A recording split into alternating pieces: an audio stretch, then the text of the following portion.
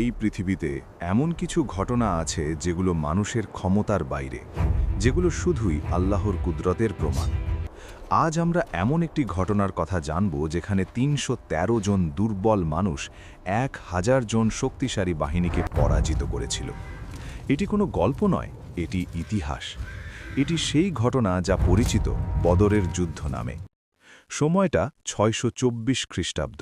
স্থান আরবের উত্তপ্ত মরুভূমি।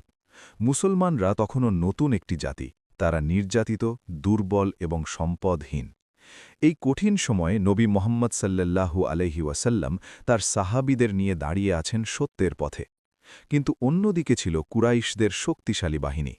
তাদের কাছে ছিল অস্ত্র, ঘোড়া, খাদ্য, সবকিছু। এটা কোনো সমান লড়াই ছিল না, এটা ছিল বিশ্বাস বনাম শক্তির যুদ্ধ। ৩১৩ জন সাহাবী, মাত্র ২টি ঘোড়া, কিছু ভাঙা অস্ত্র। তাদের অনেকের কাছে বর্মও ছিল না। তারা জানত এই যুদ্ধ জেতা প্রায় অসম্ভব। তবুও তারা পিছিয়ে যায়নি, কারণ তাদের কাছে ছিল এমন কিছু যা শত্রুর কাছে ছিল না: ঈমান, আল্লাহর উপর পূর্ণ ভরসা। অন্যদিকে কুরাইশ বাহিনী ছিল প্রায় ১,০০০ জন, সম্পূর্ণ প্রস্তুত। তাদের ছিল উন্নত অস্ত্র, শক্তিশালী ঘোড়া এবং যুদ্ধের অভিজ্ঞতা। তারা নিশ্চিত ছিল এই যুদ্ধ তাদের জয়ের জন্যই। যুদ্ধের আগের রাতে রাসূল সাল্লাল্লাহু আলাইহি ওয়াসাল্লাম একা দাঁড়িয়েছিলেন। তিনি হাত তুলে দোয়া করছিলেন, হে আল্লাহ, যদি এই ছোট্ট দলটি ধ্বংস হয়ে যায় তাহলে পৃথিবীতে আর কেউ তোমার ইবাদত করবে না। তার চোখে ছিল অশ্রু, তার কণ্ঠে ছিল আকুতি। এটি ছিল শুধু একটি দোয়া নয়, এটি ছিল সম্পূর্ণ আত্মসমর্পণ। এরপর ঘটে সেই ঘটনা যা ইতিহাস বদলে দেয়। আল্লাহ ফেরেশতা পাঠান সাহায্যের জন্য।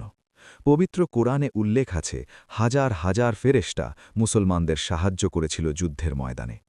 অনেক সাহাবী দেখেছিলেন অদৃশ্য শক্তি তাদের পাশে লড়ছে। শত্রুরা আতঙ্কিত হয়ে পড়ে। অবশেষে অসম্ভব সম্ভব হয়।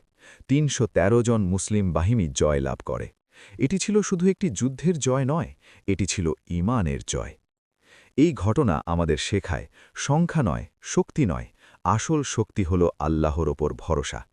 আপনি যদি সত্য পথে থাকেন তাহলে আল্লাহ আপনার পাশে থাকবেন, এবং তখন অসম্ভবও সম্ভব হয়ে যাবে।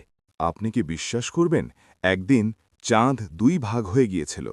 এটা কোনো সিনেমা নয়, এটা কোনো কল্পকাহিনীও নয়। এটি ইসলামের ইতিহাসে ঘটে যাওয়া এক অলৌকিক ঘটনা, যা চাঁদ দ্বিখণ্ডিত হওয়ার ঘটনা নামে পরিচিত। সময়টা তখন